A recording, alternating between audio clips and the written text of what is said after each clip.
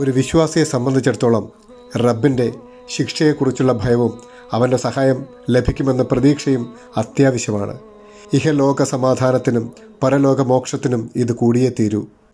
അന്യരിൽ നിന്ന് എന്തെങ്കിലുമൊക്കെ പ്രതീക്ഷിച്ച് കഴിയുന്നതുകൊണ്ടാകാം ജീവിതത്തിൽ നിരാശ പരക്കുന്നത്.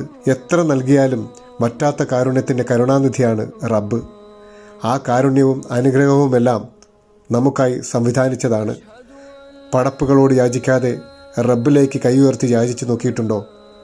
അതൊരു ആത്മനിർവൃതിയാണ്. ദുനിയാവാണ്. ദുഃഖങ്ങളുണ്ടാകുമെങ്കിലും എൻ്റെ റബ്ബ് എന്നെ കൈവിടലെന്ന ആശ്വാസമാണത് നൽകുന്നത്. നിങ്ങൾ എന്നോട് ചോദിക്കൂ, ഞാൻ നിങ്ങൾക്ക് നൽകാം എന്നാണ് റബ്ബ് പറയുന്നത്. സൃഷ്ടികളിലേക്കല്ല, സ്രഷ്ടാവിലേക്കാണ് കരങ്ങൾ ഉയർത്തേണ്ടുന്നത്. ആരും ഒന്നും നൽകിയില്ലെങ്കിലും എനിക്കെൻ്റെ റബ്ബ് കരുതി വെച്ചിട്ടുണ്ട്. അത് ചോദിച്ചു വാങ്ങാനുള്ള അവസരമായിരിക്കട്ടെ നമുക്ക് ഈ റമദാൻ രാവുകൾ.